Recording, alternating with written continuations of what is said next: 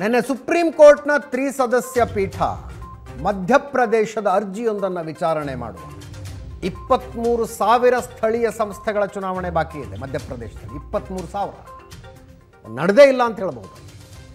15 ದಿವಸದ ಒಳಗಾಗಿ ಚುನಾವಣೆಗಳನ್ನು ನಡೆಸಿ ಅಂತ ಹೇಳಿ.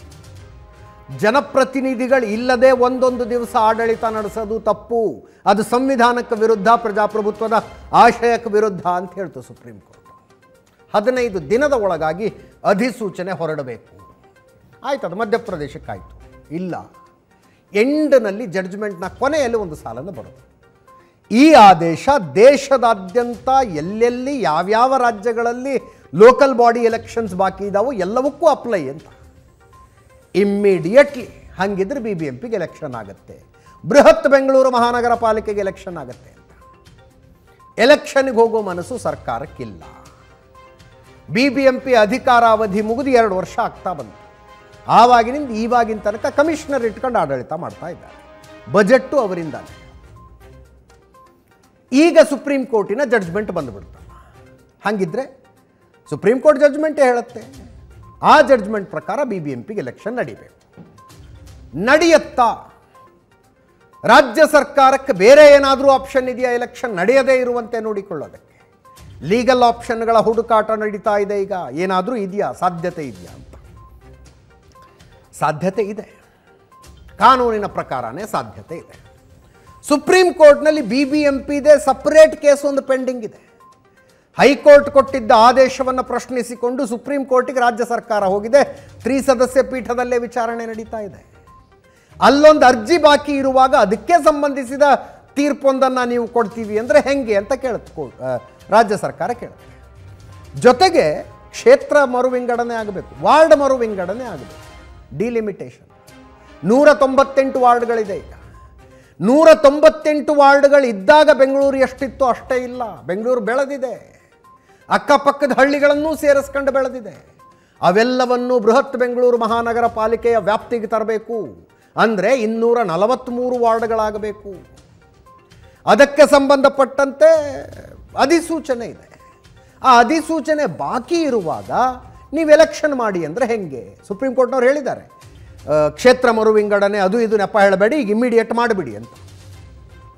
ಜೊತೆಗೆ ಮೀಸಲಾತಿ ವಿಷಯದಲ್ಲಿ SC ST ಜನರಲ್ ಕ್ಯಾಟಗರಿ ಅಷ್ಟೇ ಇತ್ತು, ಹಿಂದುಳಿದ ವರ್ಗದವ್ರ ಕಥೆ ಏನು ಅನ್ನೋದೊಂದಿತ್ತು. ಇಲ್ಲಿ ರಾಜ್ಯ ಸರ್ಕಾರ ಹಿಂದುಳಿದ ವರ್ಗದ ಮೀಸಲಾತಿಗೋಸ್ಕರನೇ ಭಕ್ತವತ್ಸಲಂ ಕಮಿಟಿ ಅಂತ ಒಂದು ಕಮಿಟಿ ಮಾಡಿದೆ. ನಾವಿಲ್ಲಿ ಕಮಿಟಿ ಮಾಡಿ ಅಧಿಸೂಚನೆ ಹೊರಡಿಸಿದ್ದೀವಿ, ನೀವು ಅದನ್ನ ಮೀಸಲಾತಿನೇ ಕೊಡಬೇಡ ಅಂದರೆ ಹೆಂಗೆ ಅಂತ ಕೇಳ್ತಾರೆ.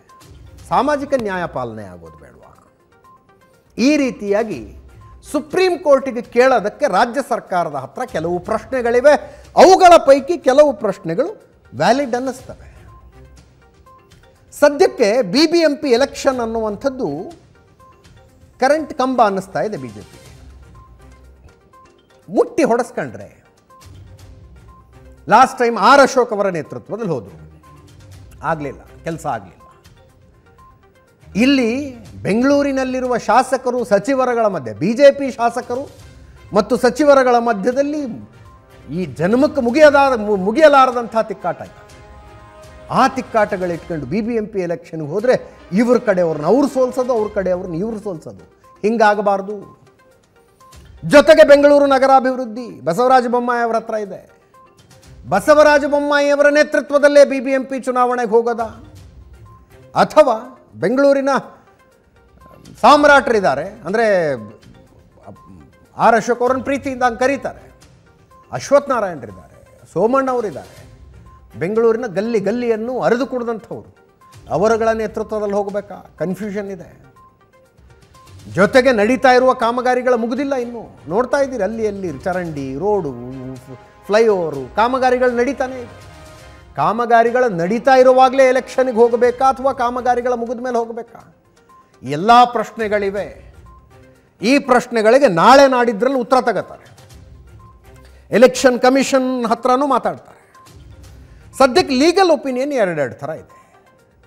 ಸುಪ್ರೀಂ ಕೋರ್ಟ್ ಈ ಆದೇಶ ಕೊಟ್ಟಿದೆ ಅಂದಮೇಲೆ ದಿಸ್ ಈಸ್ ಅ ಬೈಂಡಿಂಗ್, ಪಾಲಿಸಲೇಬೇಕು ಅನ್ನುವಂಥದ್ದು ಒಂದು ಅಭಿಪ್ರಾಯ. ಆದರೆ ಇದು ಕರ್ನಾಟಕಕ್ಕೆ, ಅದರಲ್ಲೂ ಸ್ಪೆಷಲಿ BBMPಗೆ ಬೈಂಡಿಂಗ್ ಅಲ್ಲ ಅನ್ನೋದೊಂದು ಅಭಿಪ್ರಾಯ ಇದೆ. ಕೇಳಿಸ್ಕೊಳ್ಳಿ. ಕರ್ನಾಟಕದ ಸಿಚುವೇಶನ್ ಇದೆ, ಸುಪ್ರೀಂ ಕೋರ್ಟ್ ಮುಂದೆ ಕರ್ನಾಟಕದ ಸಿಚುವೇಶನ್ ಇನ್ನೂ ಬಂದಿಲ್ಲ. ಅದು ಏನ್ ಪಿಟಿಷನ್ ಪೆಂಡಿಂಗ್ ಇದೆ, ಲಾಸ್ಟ್ ವೀಕ್ ಬಂದಿತ್ತು, ಒಂದ್ 8 ದಿನ ಮುಂಚೆ ಬಂದಿತ್ತು. ಜಸ್ಟಿಸ್ ಅಭಯೋಕರ್ ರೆಕ್ಯೂಸ್ ಮಾಡಿದ್ರಿಂದ ಅದು ಎಡ್ಜನ್ ಆಗಿದೆ ಕೇಸ್.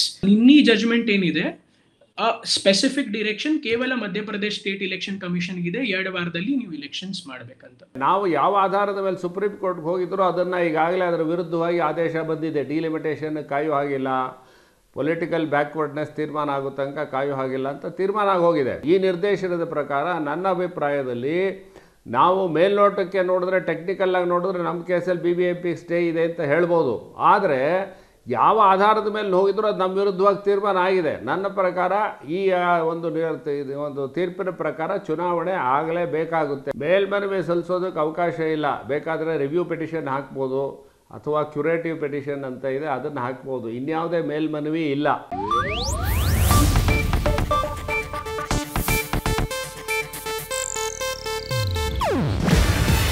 ಇದು ಏಷ್ಯಾನೆಟ್ ನ್ಯೂಸ್ ನೆಟ್ವರ್ಕ್ ಪ್ರಸ್ತುತಿ. ನೀವು ನೋಡ್ತಿದ್ದೀರಾ ಏಷ್ಯಾನೆಟ್ ಸುವರ್ಣ ನ್ಯೂಸ್.